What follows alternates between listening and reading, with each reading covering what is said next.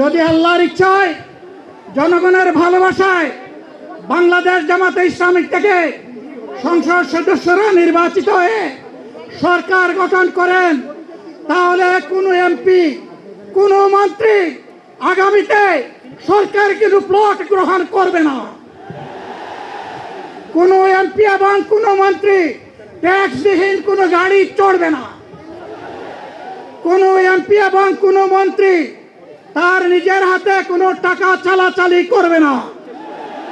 কোনো এমপি এবং কোনো মন্ত্রী যদি তার নির্দিষ্ট কোনো কাজের জন্য বরাদ্দ পেয়ে থাকেন, কাজ শেষ হওয়ার সাথে সাথে বাংলাদেশের 18 কোটি মানুষের কাছে তারা তার প্রতিবেদন তুলে ধরতে বাধ্য হবে। সম্মানিত বন্ধুগণ, চাঁদা আমরা নিব না, দুর্নীতি আমরা করব না। চাঁদা আমরা নিতে দেব না, দুর্নীতি আমরা সহ্য করব না। এই বাংলাদেশটাই আমরা দেখতে চাই। যুবকদেরকে আমরা স্পষ্ট ভাষায় বলতে চাই, বন্ধুগণ, তোমাদের সাথে আমরা আছি। আমি আজকে জামাতের আমির হিসাবে এখানে কথা বলতে আসিনি।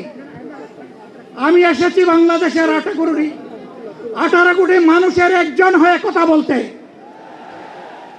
আমি শিশুদের বন্ধু, আমি যুবকদের ভাই,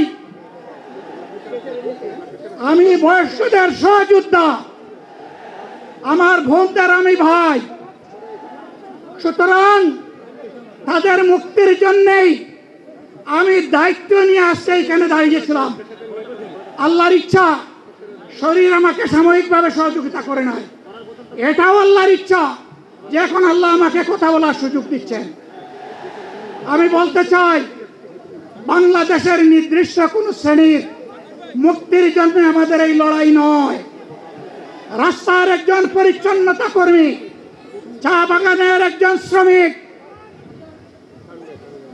রক্ত পানি করা ঘাম জড়ানো আমার একজন রিক্সা চালক ভাই মাঠে ময়দানে বাংলাদেশের মানুষের মুখে যারা এক মুঠো ভাত তুলে দিতে চায়, আমার সেই কৃষক বন্ধুটি, আমি তাদের হয়ে আজকে এখানে কথা বলতে এসেছি।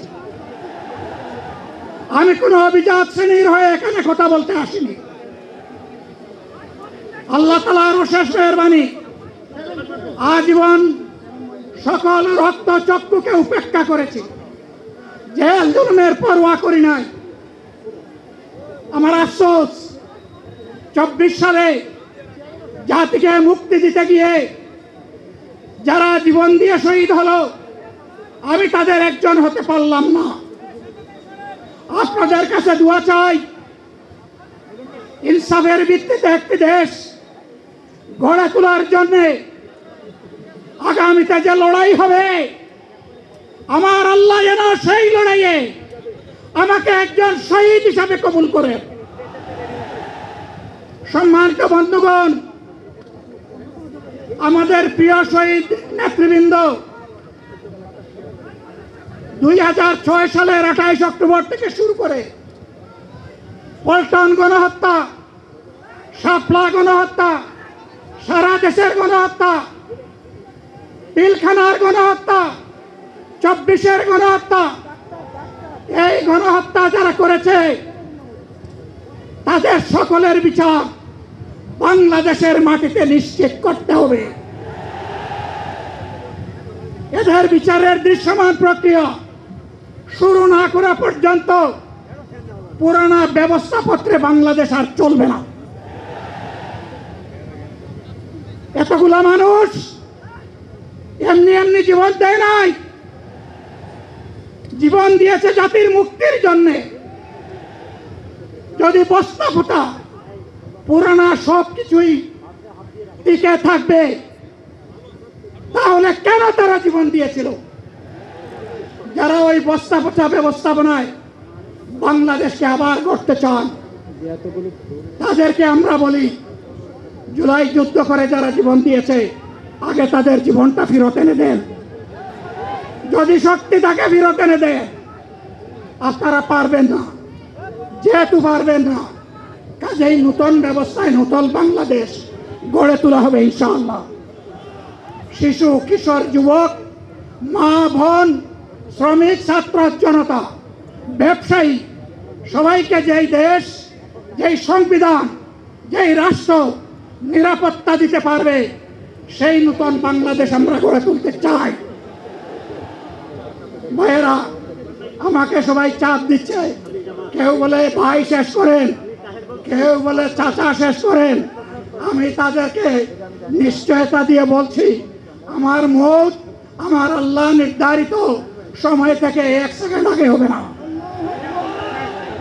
এবং হায়াত যা দিয়েছেন তার 1 সেকেন্ড আগেও আমি যাব না। অতএব মহান আল্লাহর কাছে আবারও তৌফিক চাই।